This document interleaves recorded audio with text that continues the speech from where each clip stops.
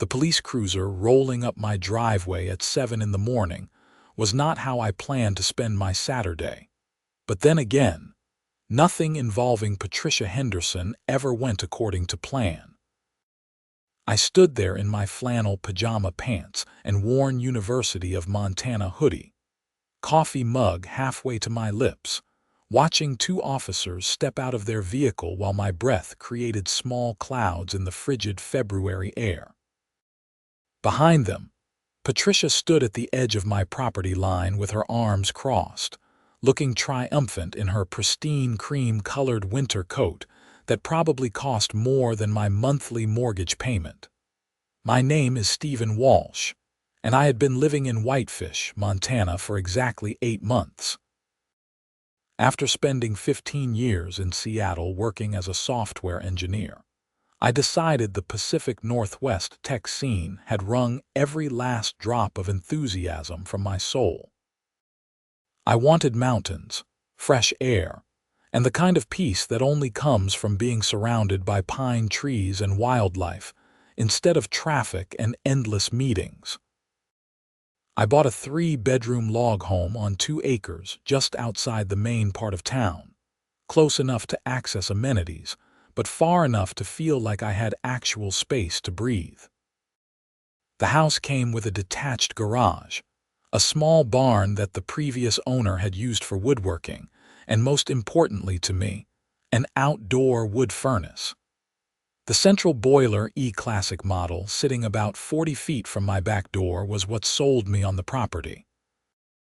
I grew up in rural Wisconsin, where nearly everyone heated their homes with wood, and the idea of returning to that self-sufficient lifestyle appealed to me on a level I could not quite articulate. Plus, with Montana winters regularly dropping below zero, the cost savings on heating were significant. "Morning, officers," I said, setting my coffee down on the porch railing. "Can I help you?" The older of the two, a stocky man with graying hair and a weathered face that suggested he had seen plenty of Montana winters himself, approached with a polite but professional expression.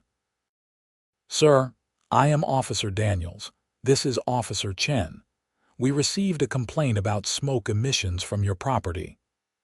I glanced past them at Patricia, who looked like she was barely restraining herself from interjecting. She had been the bane of my existence since approximately 2 weeks after I moved in.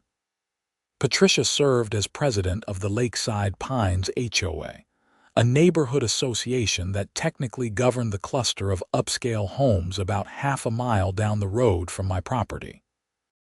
The key word being technically, because my house predated the HOA by nearly 30 years, and I had never signed any covenant agreements. "My wood furnace?" I asked, already knowing the answer. "Yes, sir," Officer Chen, a younger woman with sharp eyes, replied. "The complaint states that you are creating a hazardous air quality situation with excessive smoke." I could not help but let out a short laugh, which I immediately regretted when I saw Patricia's face redden. "Officers, that furnace is EPA certified and meets all state and federal emission standards. I have all the documentation inside if you would like to see it." "That would be helpful," Officer Daniels said, "but we still need to investigate the complaint." I invited them onto my porch and went inside to grab the folder I kept specifically for this purpose. When I had purchased the outdoor furnace, I had done extensive research into Montana regulations. The state had specific rules about outdoor wood boilers, and I had made certain my unit complied with every single one.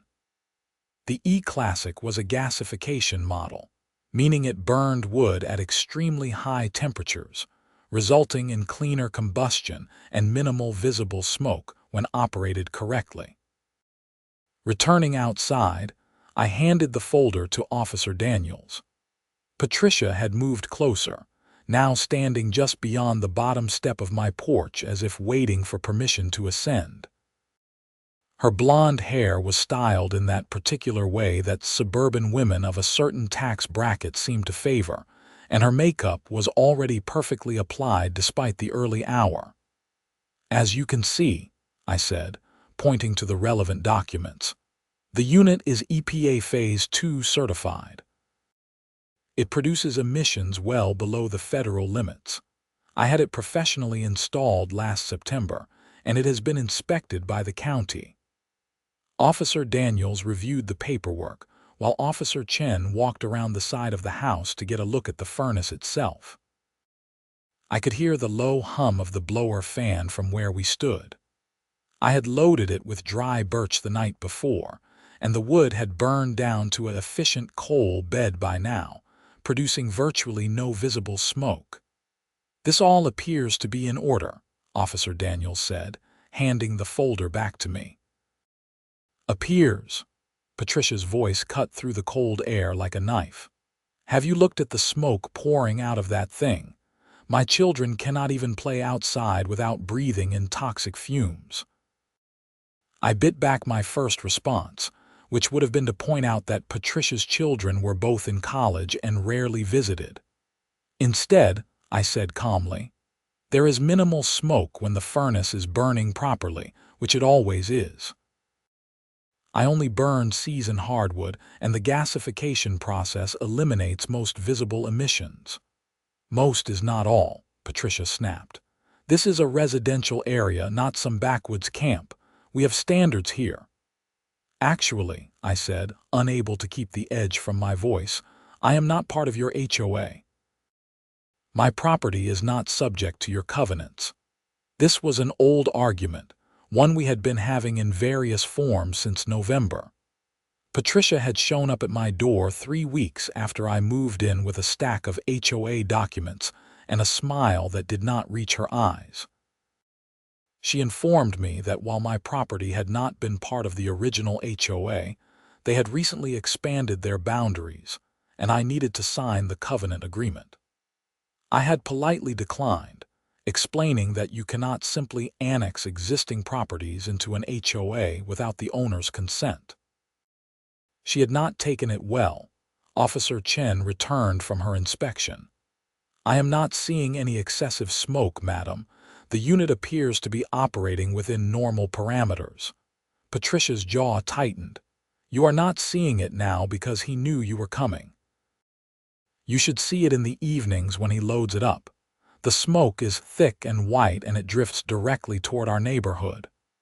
"Smoke drifts with the wind," I said, "which changes direction constantly, and white smoke is water vapor, which is what you get with efficient combustion." "I want an air quality test," Patricia demanded, looking at the officers. "There are laws about air pollution. He cannot just poison the air we all have to breathe." Officer Daniels shifted his weight, clearly ready to be done with this call. "Madam, that would be a matter for the Montana Department of Environmental Quality, not local law enforcement. If you want to file a formal complaint with them, you are welcome to do so. But based on what we are seeing here, there is no criminal matter or immediate hazard." "So you are just going to leave?" Patricia's voice rose. "You are not going to do anything?" "There is nothing to do," Officer Chen said, her tone professional but firm. "The gentleman has all the proper permits and documentation. His equipment meets state standards. We cannot cite someone for operating legal equipment on their own property." I could see Patricia gearing up for another argument, but Officer Daniels cut her off. "If you have concerns about air quality, contact the DEQ. We have other calls to respond to. You folks have a good day." The officers returned to their cruiser, and I watched Patricia storm back toward her silver Mercedes SUV parked on the shoulder of the road. She did not look back, but I could feel her anger radiating across the distance between us. This was not over. With Patricia, it was never over. The rest of that Saturday passed quietly. I spent the afternoon splitting firewood in my barn, enjoying the physical labor and the sharp scent of fresh cut pine. My golden retriever, Murphy, lounged in a patch of February sunlight, occasionally lifting his head to watch me work. I had adopted him from a local shelter shortly after moving to Montana, and he had adjusted to our new lifestyle considerably better than I had anticipated. He loved the space, the wildlife, and the endless opportunities to sniff interesting things. By Sunday evening, I had almost forgotten about Patricia's stunt with the police. Almost. Then my phone rang with a number I did not recognize. "Is this Stephen Walsh?" a professional-sounding woman asked, speaking. "Mr. Walsh, this is Jennifer Cross from the Montana Department of Environmental Quality. I am calling because we received a formal complaint regarding air emissions from an outdoor wood furnace on your property." I closed my eyes and counted to 5. "Let me guess. Patricia Henderson filed it." I cannot disclose the identity of the complainant, but yes, we have received a complaint that requires investigation. We would like to schedule an air quality assessment at your property. "When?" I asked. "Would this Wednesday work for you?" We would need access to your property for most of the day to conduct the testing. Wednesday, I had planned to drive into Kalispell for supplies, but this took priority. If an official air quality test proved my furnace was operating within legal limits, maybe Patricia would finally back off. It was probably wishful thinking, but I had to try. "Wednesday works," I said. "What time should I expect you? We will arrive around 8 in the morning. Please plan to operate your furnace normally. We need to test actual operating conditions, not ideal ones." After confirming the details, I hung up and immediately called my neighbor to the north, Dale Martin. Dale was a retired forest ranger who had lived in the area for 40 years. He had been friendly from the day I moved in, stopping by with a bottle of local whiskey to welcome me to the neighborhood. More importantly, he had dealt with Patricia's nonsense long before I arrived. "She really called the DEQ?" Dale asked when I told him about the upcoming test. His gravelly voice carried a mixture of amusement and irritation. "That woman has too much time on her hands." "I am just hoping the test results will shut her up," I said. Dale laughed, a rough sound that turned into a brief cough. "Stephen, I have known Patricia for 12 years. Nothing shuts her up. When she first moved here and started that HOA, she tried to get me cited for having an old truck in my driveway. Said it was an eyesore that lowered property values. You know what I told her?" "What?" "I told her my property value is none of her damn business because I am never selling. She about had a stroke right there on my lawn." He chuckled. "You are in for a long fight, son. Patricia does not know when to quit." We talked for a while longer, and Dale offered to be present during the air quality test as a witness. I accepted gratefully. Having someone with his background and local credibility could only help. Wednesday morning arrived with the kind of bitter cold that makes your nose hairs freeze when you breathe. I had loaded the wood furnace the night before with a mix of birch and maple, both properly seasoned for over a year. The thermometer on my back porch read -8 degrees, and the furnace was working hard to keep my house at a comfortable 68. The DEQ van pulled up at 8 sharp, followed by a second vehicle. 2 people emerged from the van, both wearing heavy winter coats with the DEQ logo.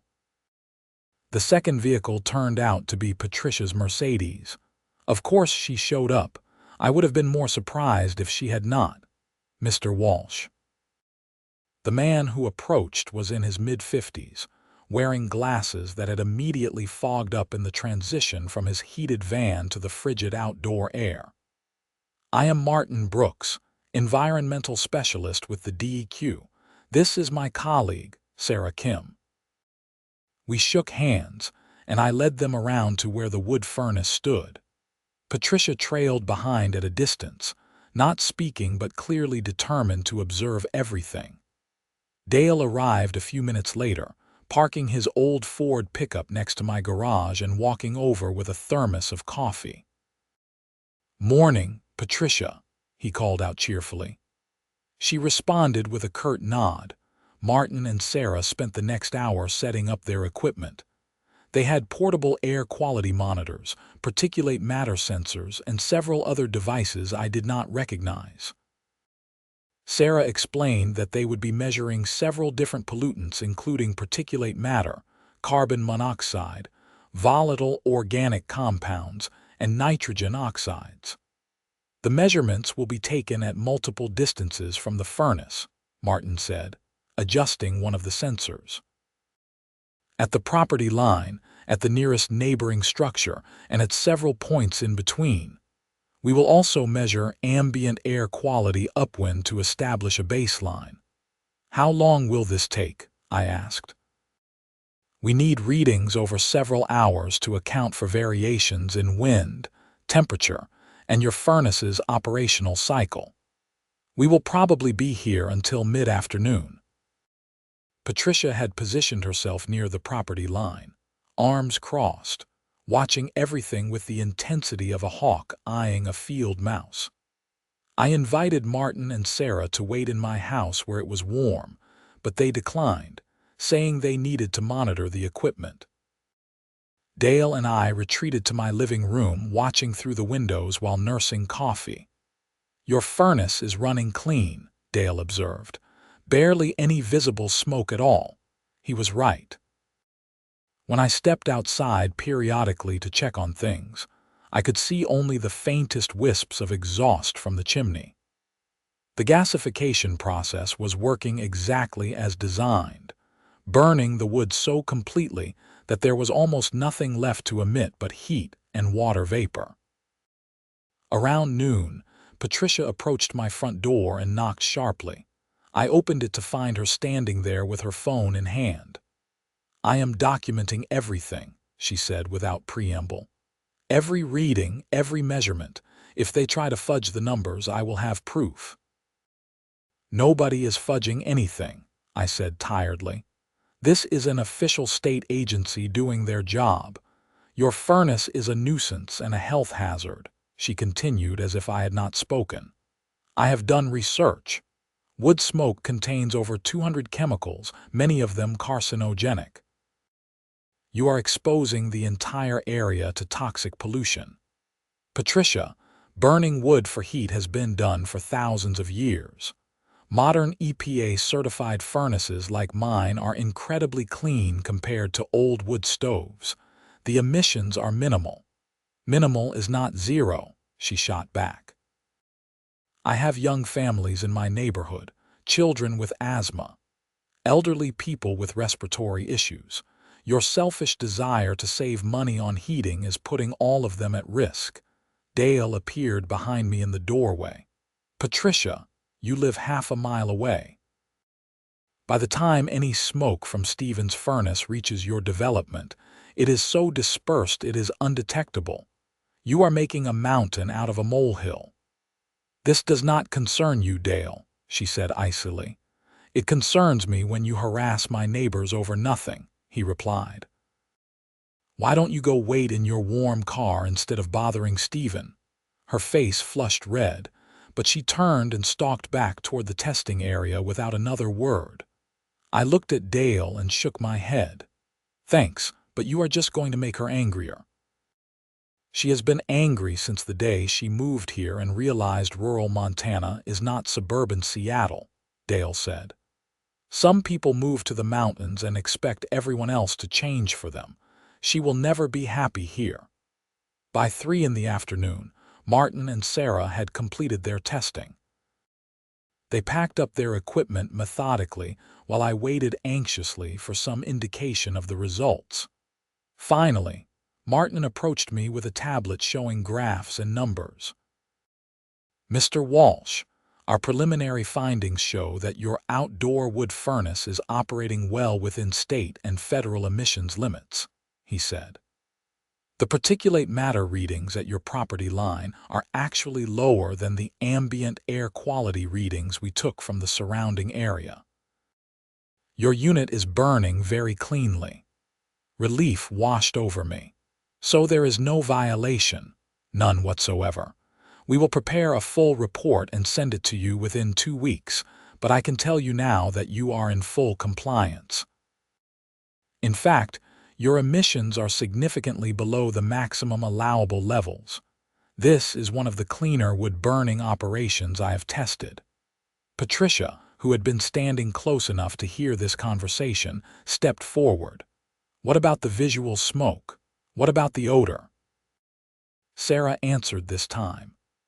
Madam, the visual observations we made today showed minimal smoke, and what was visible was primarily water vapor, which is harmless. As for odor, wood smoke smell at low concentrations is not regulated under Montana law as long as the emissions meet the chemical standards, which they do. This is ridiculous, Patricia said, her voice rising. I know what I see and smell from my property. This test is flawed. Our equipment is calibrated and certified, Martin said firmly. These are objective measurements, not subjective impressions. Mr. Walsh's furnace is legal and compliant. Patricia opened her mouth to argue further, but Martin and Sarah were already walking back to their van. She stood there for a moment, her face a mask of frustration, before spinning around and marching to her Mercedes. She slammed the door hard enough that I flinched, then peeled out down my driveway, sending gravel flying. Dale clapped me on the shoulder. Well, that should settle it. But even as he said it, I could tell from his tone that he did not really believe it any more than I did. The official report from the DEQ arrived on a Thursday afternoon, delivered by certified mail. I opened the thick envelope at my kitchen table, Murphy resting his head on my knee as I read through the technical language. The conclusion was clear and unambiguous. My outdoor wood furnace produced emissions averaging 15.3 micrograms per cubic meter of particulate matter at my property line, well below Montana's limit of 35 micrograms per cubic meter. Carbon monoxide levels were similarly low. Every single measurement fell within acceptable ranges. I made copies of the report and filed the original in my fireproof safe. Then, I sat back and allowed myself to feel genuinely relieved for the first time in weeks. This was official documentation from a state agency that my furnace was not only legal but operating exceptionally well. Patricia would have to accept it and move on. I should have known better. 2 days later, I found a letter in my mailbox from the Lakeside Pines HOA. It was printed on expensive letterhead and signed by Patricia in her capacity as HOA president. The letter stated that regardless of state emissions standards, my wood furnace violated the HOA's covenant regarding nuisance activities. It demanded that I cease operation of the furnace immediately or face legal action. I read the letter 3 times, my disbelief growing with each pass. Then I called the one person I knew who could help me make sense of this legal gibberish. My cousin Rachel Thompson was an attorney in Billings, specializing in property law. We had always been close, and she had actually helped me with the paperwork when I bought my house. "Rachel, I need some legal advice," I said when she answered. "What did you do, Stephen?" She asked, but I could hear the smile in her voice. I explained the entire situation, from Patricia's initial attempt to get me to join the HOA through the police visit, the DEQ testing, and now this letter threatening legal action. Rachel was quiet for a moment after I finished. "Okay, first question. Did you ever sign anything related to this HOA, any documents at closing, any agreements afterward?" "Nothing. I specifically checked before I bought the property. The house predates the HOA by decades." Second question. Has the HOA ever done anything that could be construed as you accepting their authority? Fixed your road without asking? Sent you bills? Anything like that? No. They have sent me invitations to join, but I never responded. This letter is the first time they have tried to actually enforce anything. Good, Rachel said. Then they have absolutely no legal standing. You cannot be bound by a covenant you never agreed to. What they are doing is harassment, plain and simple. So what should I do? Write them back. Tell them you are not a member of their HOA, you never agreed to their covenants and they have no authority over your property. Be polite but firm. Keep copies of everything. If they continue, we might need to send a cease and desist letter, but let's try the simple approach first. I spent that evening crafting a response letter, running it by Rachel over email before finalizing it. The letter was short and factual. It stated that my property was not part of the Lakeside Pines HOA. I had never signed any covenant agreements, and therefore I was not subject to their rules. I noted that my wood furnace was fully legal and compliant with all state and federal regulations, as confirmed by the Montana DEQ. I requested that the HOA cease all communication regarding this matter. I mailed the letter certified with return receipt requested. Then I tried to put the whole mess out of my mind and focus on other things.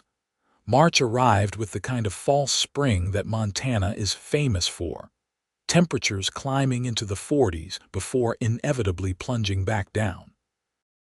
I had gotten into a comfortable routine, working remotely from my home office during the week and spending weekends exploring the area with Murphy. I discovered excellent hiking trails, found a local pub in Whitefish with surprisingly good craft beer, and even started dating a woman named Emma who worked at the outdoor gear shop in town. Life was good. Better than it had been in years, actually. The peace I had been seeking when I left Seattle was finally materializing. At least until I came home from a hike one Saturday to find a sheriff's vehicle in my driveway. This time it was a detective, not patrol officers. Detective Barbara Cole was a tall woman with iron-gray hair and the kind of steady gaze that probably made suspects confess to things they did not do. She was standing on my porch when I pulled up and my stomach immediately sank. "Mr. Walsh?" she asked as I got out of my truck. "That's me." "What can I do for you, detective?" "I need to ask you some questions about complaints we have received regarding threatening behavior." My mind went blank for a second. Threatening behavior from me? Can we talk inside? I invited her in, my heart pounding. Murphy immediately went to investigate the new person, tail wagging, and Detective Cole gave him a brief pat before sitting down in my living room. I remained standing, too anxious to sit. "Mr. Walsh, we received a complaint from Patricia Henderson stating that you have been harassing her and making her feel unsafe. She claims you have driven past her house multiple times, sent her threatening letters, and made intimidating remarks when she came to your property." I felt like I had been punched in the stomach. "That is completely false, all of it. So you have not had any contact with Miss Henderson? She has come to my property, yes. She called the police on me over my wood furnace, then called the DEQ to have my air quality tested. I sent one letter to her HOA stating that I am not a member and they have no authority over my property. That is the extent of our interaction." Detective Cole pulled out a small notebook. "Do you have copies of any correspondence?" "Yes, everything. The HOA's letter to me, my response, the DEQ report, all of it." I went to my office and returned with the folder, hands shaking slightly as I handed it over. She reviewed the documents carefully, her expression neutral. "And you have not driven past her residence?" "I do not even know exactly where she lives. I know it is in the Lakeside Pines development, but I have never been there. I have no reason to go there." "What about the alleged threatening remarks?" "The only time she has been on my property was during the DEQ testing, and my neighbor Dale Martin was present the entire time. She claimed my furnace was dangerous. I disagreed, that was it. No threats, no intimidation." Detective Cole made several notes, then looked up at me. "Mr. Walsh, I am going to be straight with you. This looks like a civil dispute that someone is trying to escalate into a criminal matter. Based on what I am seeing in these documents, you have done everything correctly. However, Miss Henderson is very insistent that she feels threatened. So what happens now? I am going to include your statement and these documents in my report. I am also going to speak with your neighbor, Mr. Martin, to corroborate your account of the interaction during the air quality test. If everything checks out the way I think it will, this will be closed as unfounded." Relief flooded through me, but it was mixed with anger. Patricia is making false accusations because she did not get her way. Is that legal? Filing a false police report is a crime, but proving that someone knowingly made false statements is difficult. She could claim she genuinely felt threatened even if an objective observer would not agree. Detective Cole stood and handed my folder back. "My advice is to have zero contact with Miss Henderson going forward. None. If she comes to your property, be polite but brief and ideally have a witness present. Do not send any more letters, even through the HOA. If they contact you again, have an attorney respond." "I understand." After Detective Cole left, I immediately called Dale to give him a heads up that the police might want to talk to him. He was furious when I explained what Patricia had accused me of. "That woman is out of her mind," he said. "I will tell the detective exactly what happened." "You did not threaten anybody. This is retaliation, pure and simple." Next I called Rachel and filled her in. She was less surprised than I hoped she would be. "This happens more than you would think in HOA disputes," she said. "When people cannot get their way through official channels, they sometimes resort to harassment claims or restraining order attempts. Document everything from now on. Every interaction, every letter, every phone call. If she is willing to make false accusations to the police, she might escalate further." "Further? What else can she do? Sue you, although she would have no case. File more complaints with various agencies hoping one sticks. Make life difficult in creative ways. The question is how far she is willing to take this." I spent the rest of that weekend feeling paranoid and angry.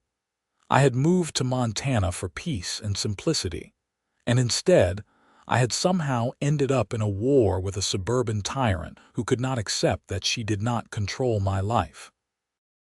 Every time I went outside to load the wood furnace, I found myself looking around to see if Patricia was watching, documenting, planning her next move. Detective Cole called me the following Tuesday. "Mr. Walsh, I spoke with Dale Martin and reviewed all the evidence. I am closing the complaint as unfounded. There is no credible evidence of any threatening behavior on your part. Thank you, Detective. However," she continued, "I want you to be aware that Miss Henderson was not happy with this outcome. She feels strongly that you are a threat to her community. I would be very careful going forward." After hanging up, I sat in my office staring at my computer screen without seeing it. Patricia was not going to stop. This was not about the wood furnace anymore, if it ever had been. This was about control, about her inability to accept that someone in what she considered her domain was not subject to her rules. April brought warmer weather, and the gradual reduction in how much I needed to run the wood furnace. By mid-month, nighttime temperatures were staying above freezing, and I was only loading the furnace every other day. Part of me hoped that, with the furnace running less, Patricia would lose interest and find some other crusade to occupy her time. Instead, things got worse. I started noticing cars driving slowly past my property at odd hours. They were not the same vehicle, but the pattern was unmistakable. Someone would drive by, slow down near my driveway, sometimes stop for a minute, then continue on.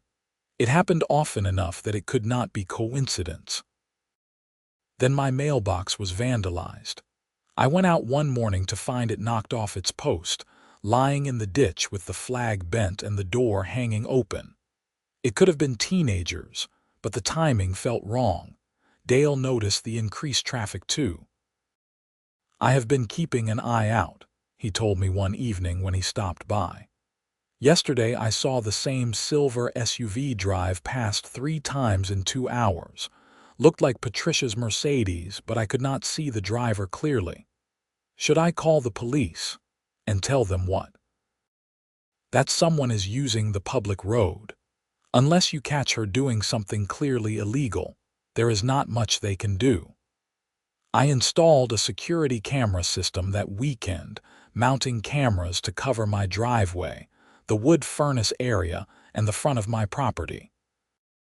The system recorded continuously and sent alerts to my phone when it detected motion. At least now, I would have evidence if something else happened. The cameras proved their worth within a week. I was working in my office when my phone buzzed with a motion alert. Pulling up the camera app, I saw a man I did not recognize walking around my wood furnace with his phone out, clearly taking pictures. He was wearing khaki pants and a polo shirt despite the cool temperature, and he had the look of someone conducting an official inspection. I grabbed my jacket and headed outside, Murphy at my heels. The man looked up as I approached, not seeming particularly concerned about being caught. "Can I help you?" I called out. "Are you the property owner?" he asked. "I am, and you are trespassing."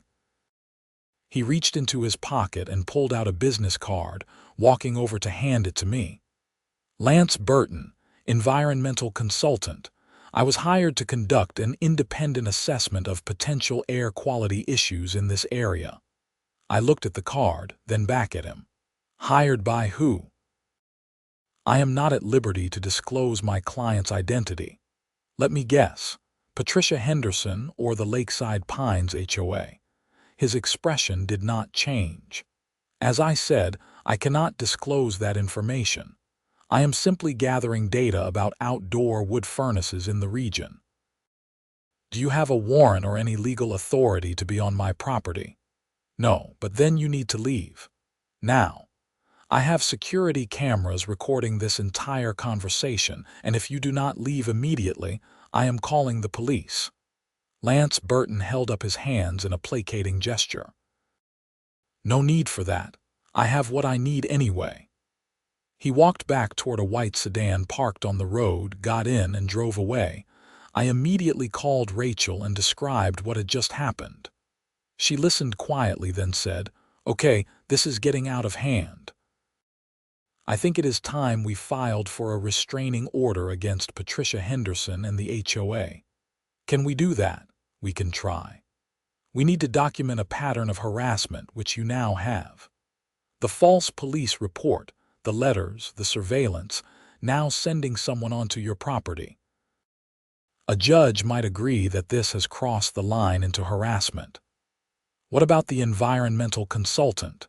Was he actually doing anything illegal? Trespassing, technically, but it would be hard to prove damages. The bigger issue is the pattern of behavior. Someone is spending money to try to build a case against you, despite having no legal standing to do so. That is harassment. We spent the next 2 weeks preparing the restraining order petition. Rachel drafted the legal documents while I compiled evidence. Security camera footage, copies of all correspondence, the police reports both from Officer Daniels and Detective Cole, documentation of the DEQ testing, everything. The stack of paper was over an inch thick by the time we were done. The hearing was scheduled for early May at the Flathead County Courthouse in Kalispell.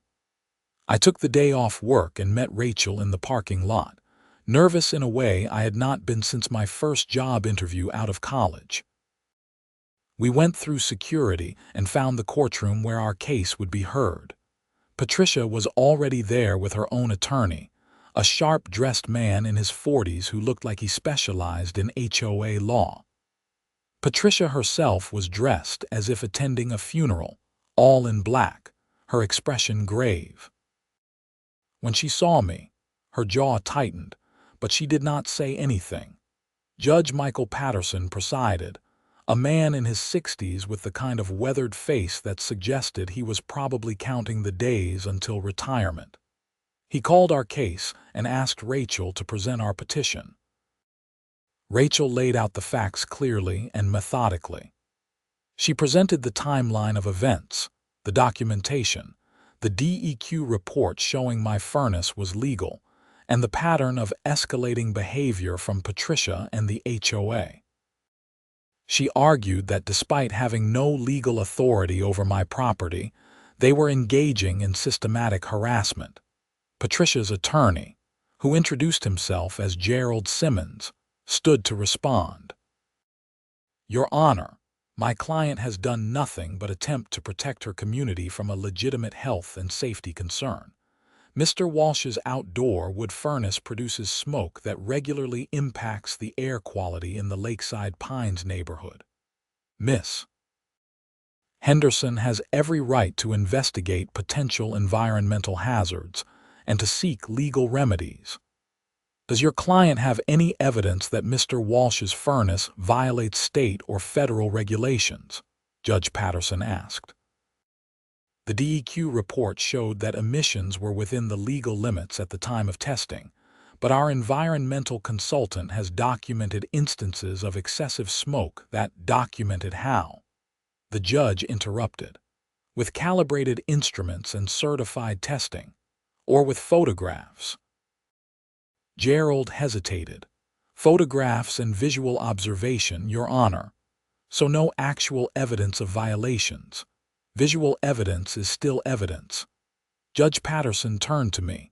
Mr. Walsh, is your property part of the Lakeside Pines HOA? No, Your Honor, I said, standing up. Rachel had coached me to be respectful and direct. My house was built in 1988. The HOA was not formed until 2013.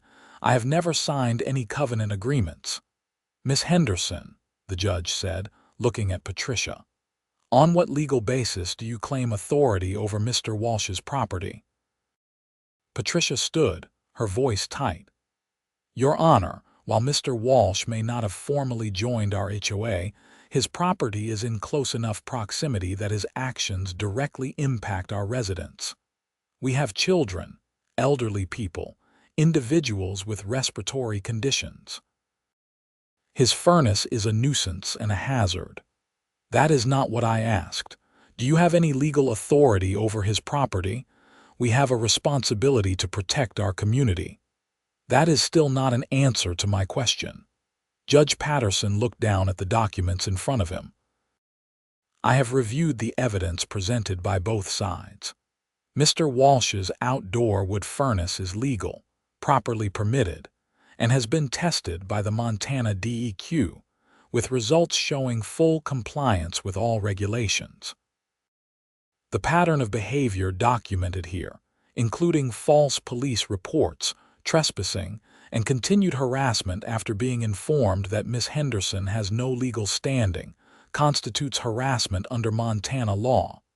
He looked directly at Patricia. Miss Henderson, I am granting the restraining order. You are to have no contact with Mr. Walsh, direct or indirect. You are not to come onto his property, drive past his property, or send others to his property on your behalf. You are not to contact him by phone, email, letter, or any other means. If you have a legitimate legal claim in the future, it must go through the proper legal channels. Do you understand? Patricia's face had gone pale, then flushed red. Your Honor, this is outrageous. He is the one, Miss Henderson, the judge said sharply. Do you understand the terms of this restraining order? Yes, she said through gritted teeth. Good. This order is in effect for 1 year, at which point it can be renewed if necessary. Violation of this order is a criminal offense. He banged his gavel. Next case. Walking out of the courthouse, I felt lighter than I had in months. Rachel was grinning. That went better than I expected. Patterson did not waste any time. Do you think she will actually follow the order? She would be stupid not to.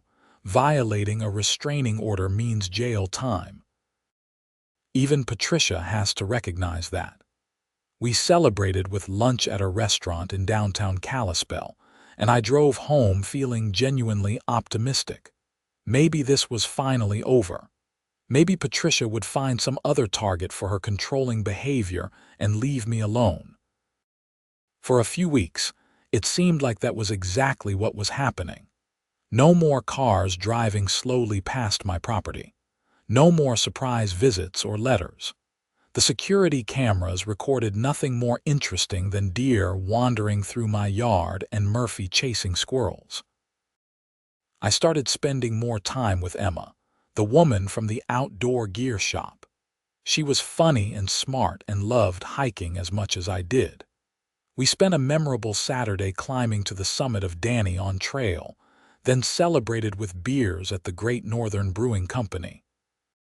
She knew about my HOA troubles, found the whole thing ridiculous, and never made me feel paranoid for being cautious.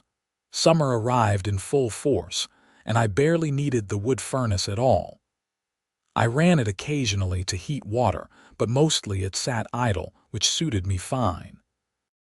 I spent my days working and my evenings exploring Montana, falling more in love with the state every week.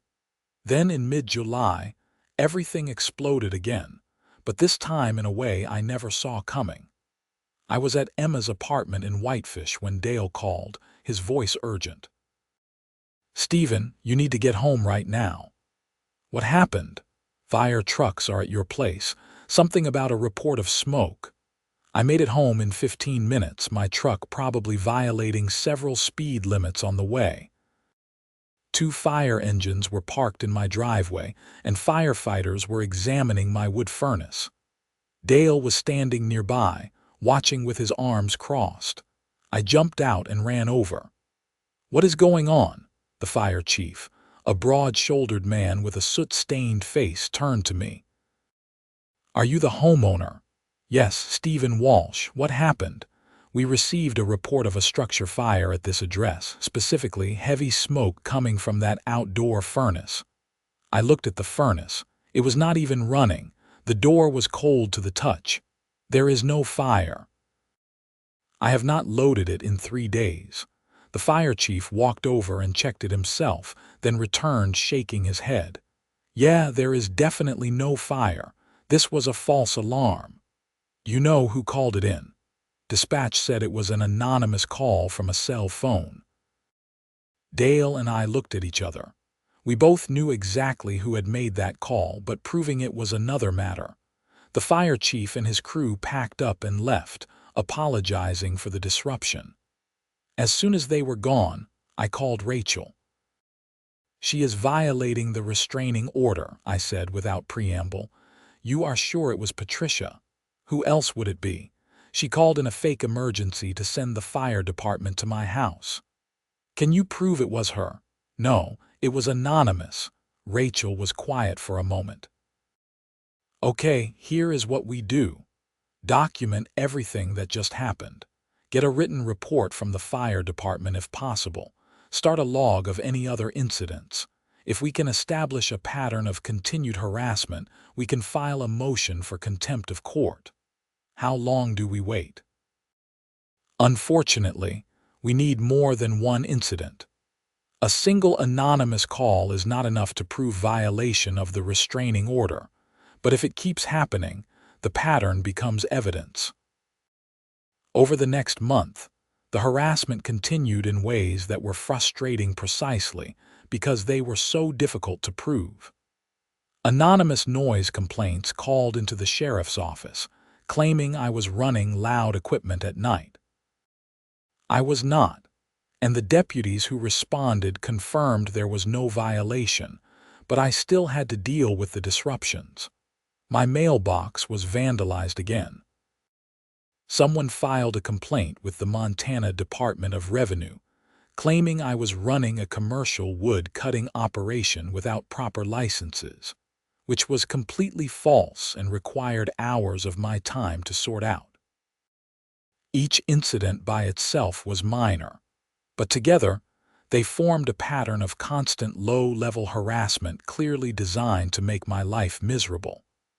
The restraining order was being violated, but always in ways that maintained plausible deniability.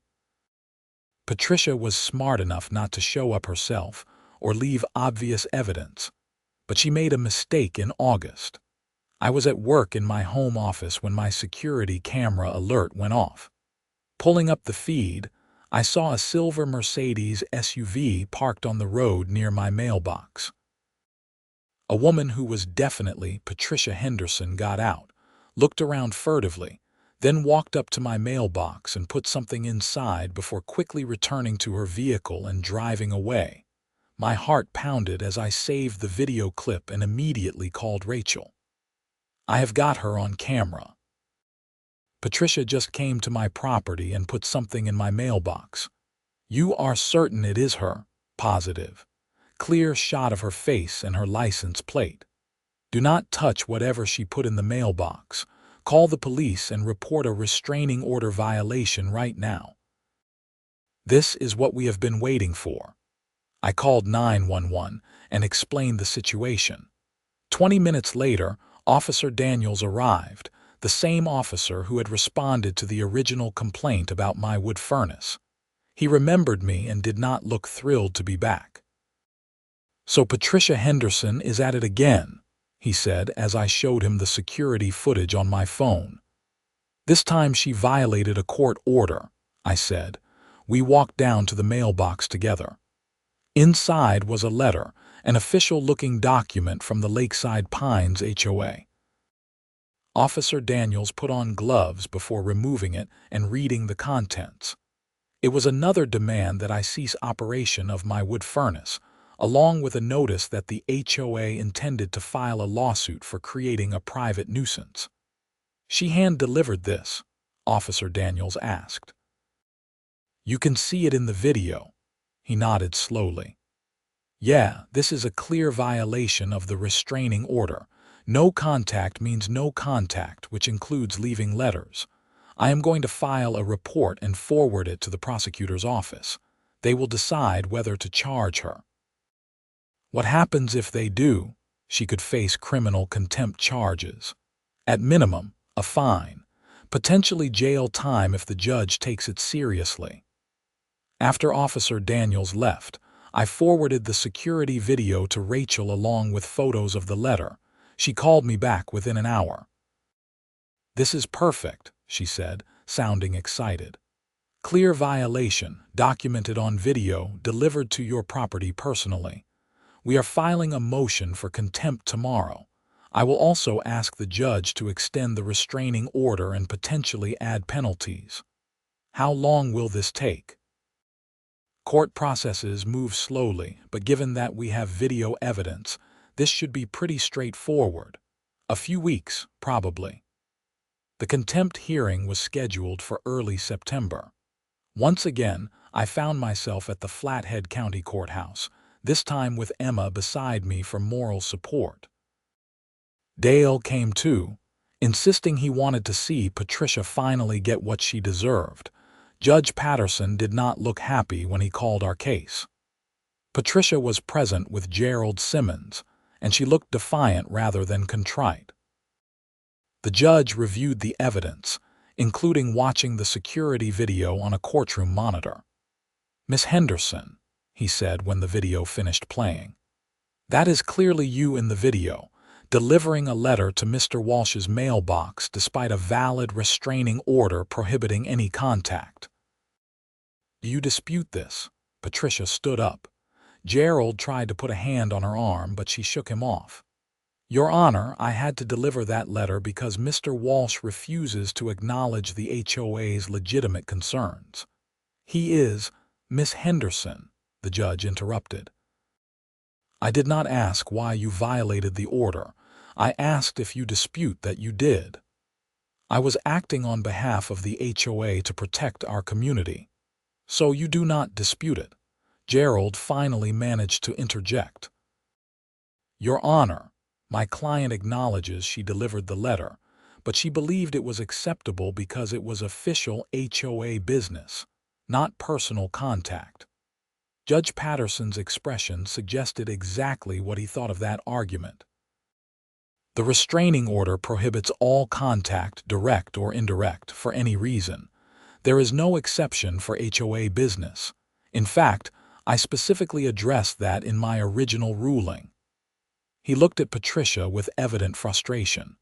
"Miss Henderson, I am finding you in criminal contempt of court. I am fining you $2,000 and sentencing you to 30 days in jail, suspended pending successful completion of 1 year of probation. If you violate the restraining order again in any way, you will serve that jail time. Am I being clear?" Patricia's face drained of color. "Your Honor, I have children. Your children are adults in college according to the testimony in the previous hearing. You have demonstrated a willful refusal to follow court orders, and there must be consequences. The restraining order is extended for an additional 2 years. You are to have absolutely no contact with Mr. Walsh. If you have a legitimate legal complaint, your attorney will handle it through proper channels without any involvement from you personally." He banged his gavel, and Patricia finally seemed to understand the seriousness of the situation. She sat down heavily, her face pale. Gerald leaned over to whisper something to her, but she just stared straight ahead. Walking out of the courthouse, I felt a mixture of relief and something close to pity. I had not wanted to ruin Patricia's life. I just wanted to be left alone to live peacefully on my own property. But she had pushed and pushed, unable or unwilling to accept that she could not control everything and everyone around her. "You think this is finally over?" Emma asked as we walked to my truck. "I hope so," I said. But even as I said it, I was not entirely convinced. For the rest of September and into October, blissful quiet descended on my property. No more harassment, no more anonymous calls, no more surveillance. The cameras recorded nothing but wildlife and the occasional delivery truck. I was able to relax for the first time in nearly a year, enjoying my home and my life without constantly looking over my shoulder.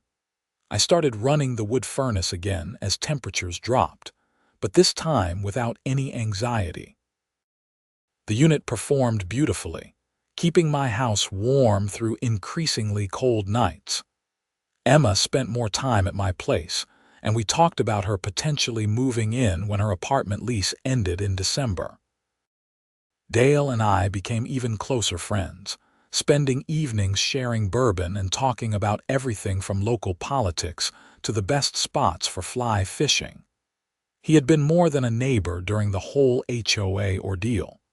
He had been a genuine friend, and I was grateful for his support. In late October, I was splitting wood in my barn when a car I did not recognize pulled up. A man in his 30s got out, wearing a suit that seemed impractical for rural Montana. My guard immediately went up, but he approached with his hands visible and a friendly expression. "Stephen Walsh?" he asked. "Depends on who is asking." He pulled out a business card and handed it to me. "Marcus Reed, reporter for the Whitefish pilot. I am doing a story on HOA overreach in Montana, and your case has come to my attention. Would you be willing to talk to me?" I considered this. Part of me wanted to put the whole thing behind me and never think about it again. But another part, the part that had spent months being harassed and stressed, wanted people to know what had happened. "What do you want to know?" I asked. We talked for over an hour. I showed him the wood furnace, explained the EPA certifications and DEQ testing, and walked him through the timeline of Patricia's harassment. He took notes and photos, always asking permission first. When I mentioned the security video of Patricia violating the restraining order, his eyes lit up. "Would you be willing to let me use that footage in the story? It is part of the public court record now, so yes." The article ran on the front page of the Whitefish pilot 2 weeks later. Marcus had done excellent work, presenting the facts clearly and objectively while making it obvious that Patricia and the HOA had massively overstepped. He included comments from Dale about being a long-time resident who had dealt with similar HOA pressure. He quoted the DEQ report showing my furnace was not just compliant but exceptionally clean. And he included several still frames from the security video showing Patricia at my mailbox. The community response was overwhelmingly in my favor.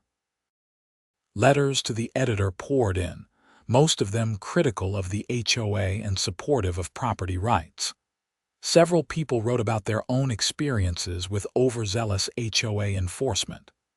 A few defended Patricia, arguing that air quality was a legitimate concern, but they were in the minority.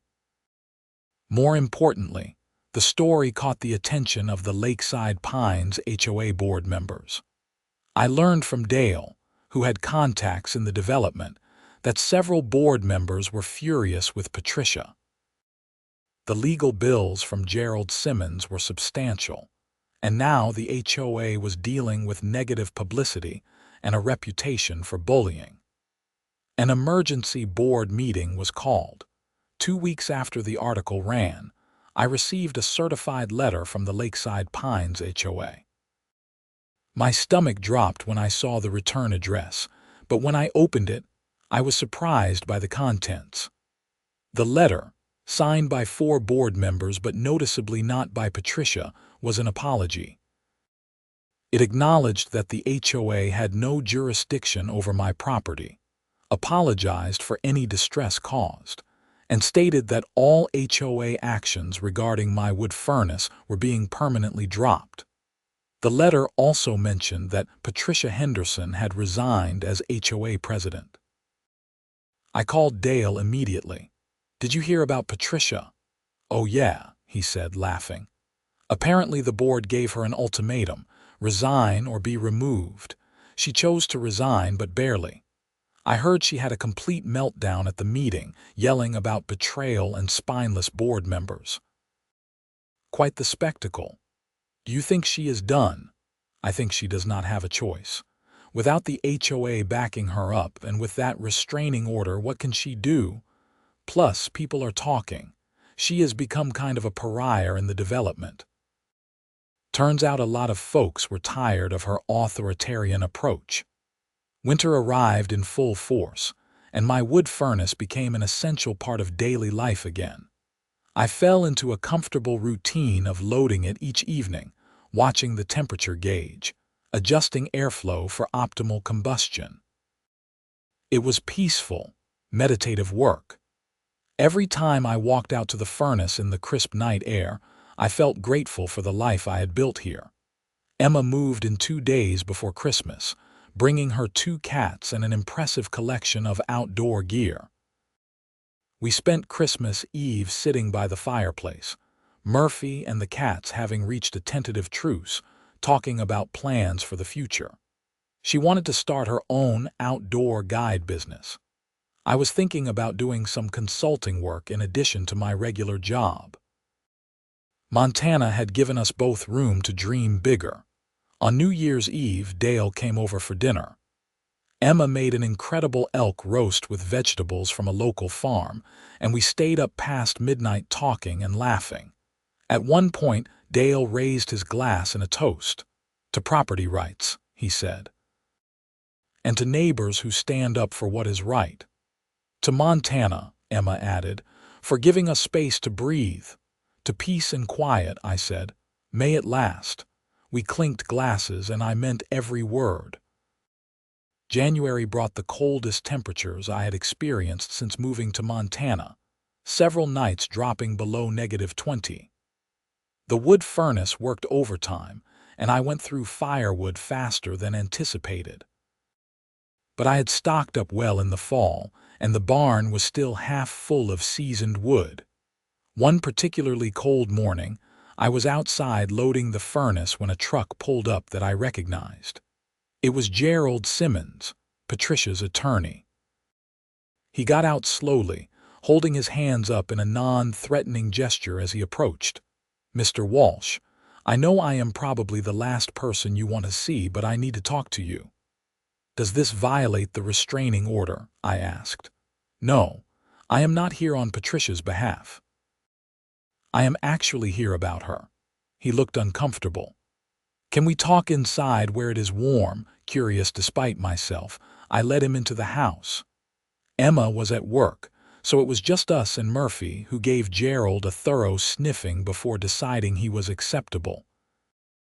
We sat at the kitchen table and Gerald pulled out a folder. Patricia Henderson is filing for bankruptcy, he said without preamble. I stared at him. What does that have to do with me? The legal bills from this whole fiasco essentially destroyed her finances.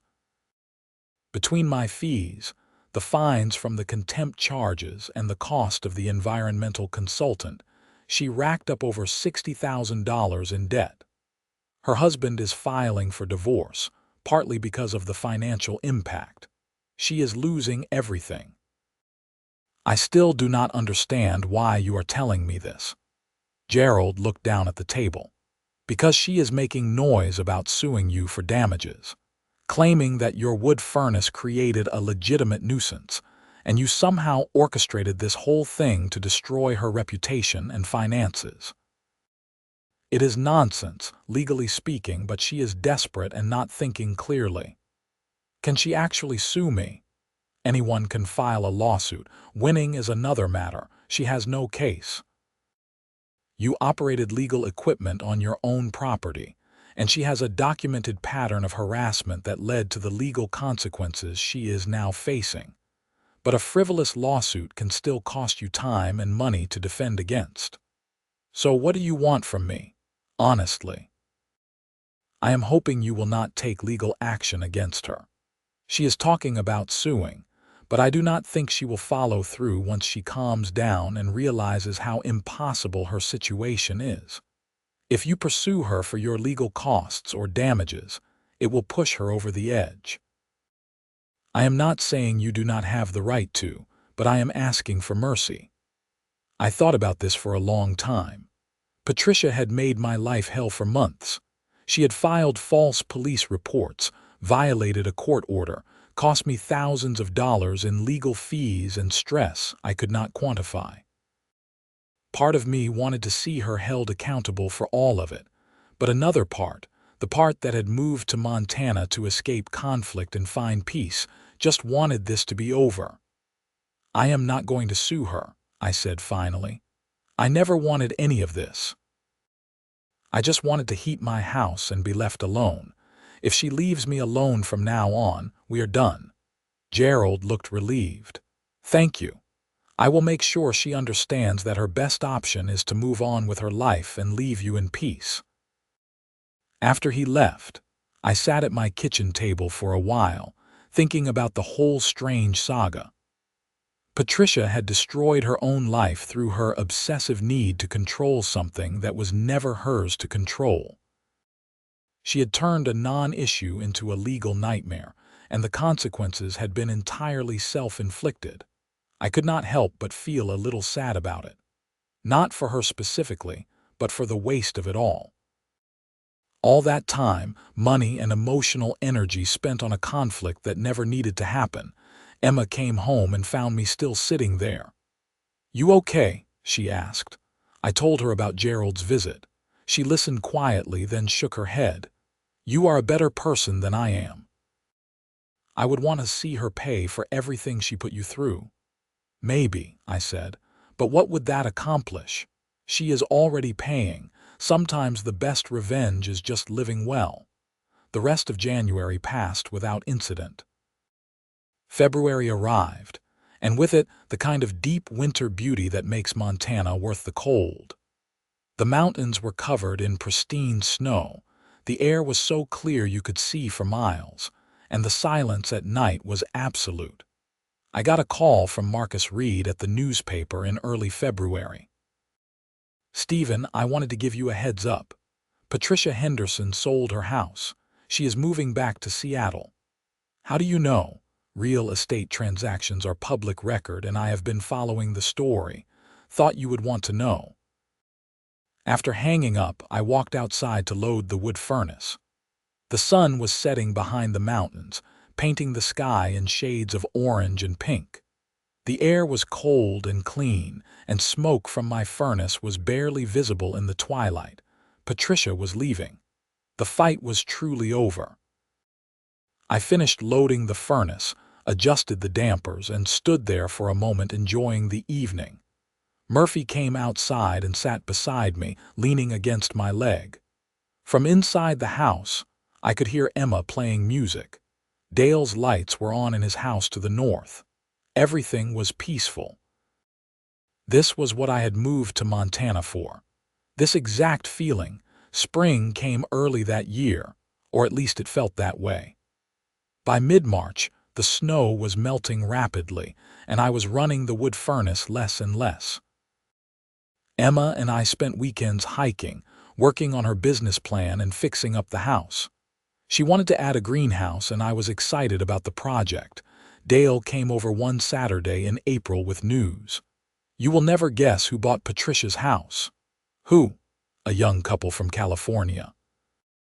Tech workers like you, planning to work remotely. Know what they told the real estate agent.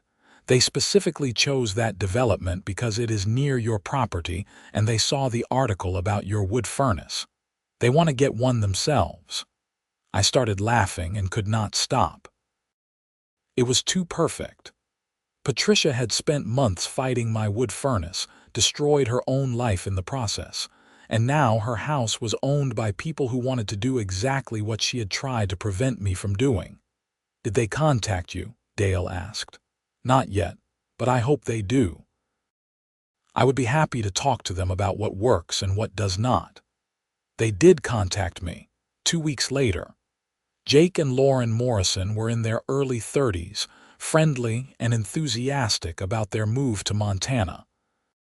We spent an afternoon talking about outdoor wood furnaces, EPA certifications, and the importance of burning seasoned wood.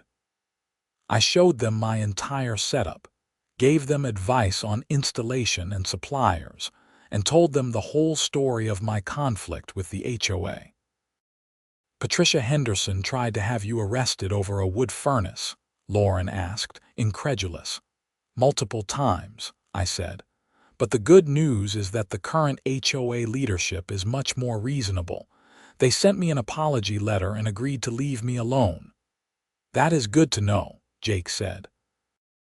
We were a little worried about HOA drama when we bought in a covenant-controlled development, but everyone we have talked to has been really nice. After they left, Emma commented, you made their day. They looked so relieved to know someone who has been through it all. I am just glad something good came out of that whole mess, I said. By summer, my life had settled into a routine that felt sustainable and satisfying. I worked my regular job, helped Emma get her guide business off the ground, spent time with Dale, and enjoyed the spectacular Montana landscape. The wood furnace sat idle most of the time now, waiting for fall, but I kept it maintained and ready. I never heard from Patricia Henderson again. According to Dale's sources, she had indeed moved back to Seattle and was working in real estate. The bankruptcy had gone through, and she was apparently rebuilding her life far away from Montana and the conflict she had created. The Lakeside Pines HOA continued under new leadership, and by all accounts, they were much more focused on actual community issues rather than trying to control people beyond their jurisdiction. Jake and Lauren Morrison installed their own outdoor wood furnace in June, and it operated just as cleanly and efficiently as mine. No one complained.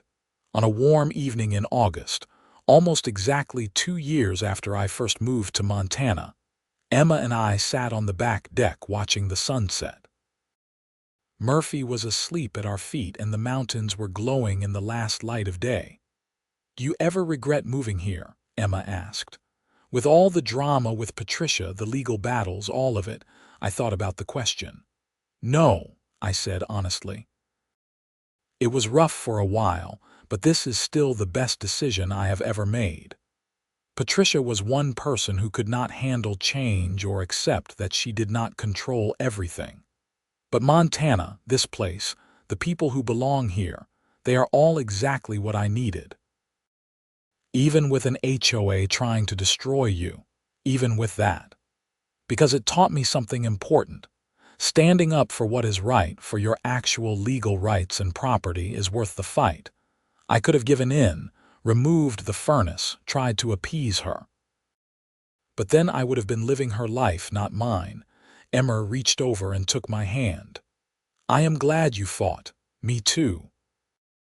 As the sun disappeared behind the mountains and the first stars appeared, I thought about everything that had happened since that first morning when Patricia called the cops on my wood furnace. The stress, the legal battles, the security cameras and restraining orders and court appearances. All of it had led to this moment, sitting peacefully on my own property, living exactly the life I wanted to live. The wood furnace would fire up again in a few weeks when the temperature dropped. It would heat my home through another Montana winter, clean and efficient and completely legal, just as it always had been. And this time, no one would call the police. No one would file complaints or hire environmental consultants or send threatening letters.